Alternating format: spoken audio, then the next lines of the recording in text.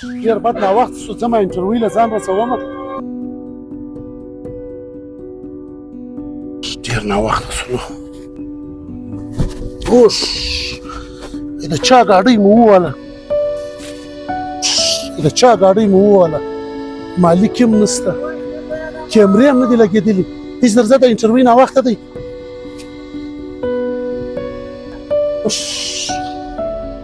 د انټرویو کار هم نه وسولو، وځنډېدلمه.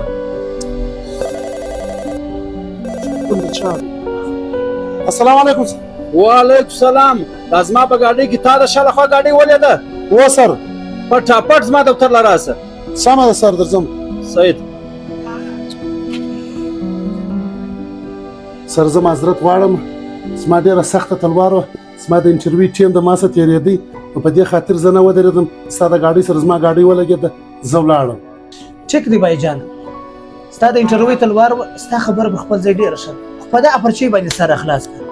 زما ګاډۍ چې کوم ټیم ته ووالل، نه زه وم، نه ما یېدلی، نه بل چا یېدلی، نه کیمرې وه پر هغه ځای باندې.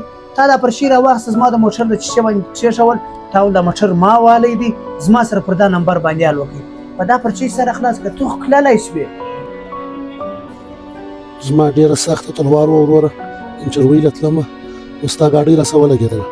دا زما نمبر دی، چې هر وخت رالې ما له ټلیفون راوکړه، چې هر څو تاوان دي ورور یې درکوي.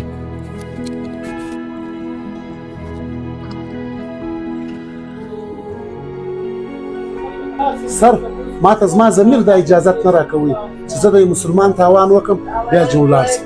ما په دې خاطر باندې دا پرچۍ کېښوله چې دی به وویني، ما له به ټلیفون راوکړي، زه به دله ورشم، د خپل تاوان به ورکړم. ماشاءالله ځوانه، ډېر ښه، دا ستا په سوچ باندې آفرین. ته دا راته ووایه ستا انټرویو څنګه شول؟ سر، هغه زه چې ورلم، زما پر ځای باندې بل هلک لګولی و، زه په ټیم نور ورسېدم، انټرویو کار نه اوس. ښه انټرویو کار نه اوسو، ډېر ایماندار رامعلومېږي. موږ ته هم د ایمانداره سړي ډېر سخت ضرورت دی. ته به دی وکړې، سبا به دفتر له راسې، دا د منیجرۍ ډیپټي به سنبال کړې. ځوان ډېره مهرباني سر. سر، د ګاډۍ تاوان بس هغه اوس ته راشه، سبا خپله ډیپټي سنبال کړه. لاړو سر.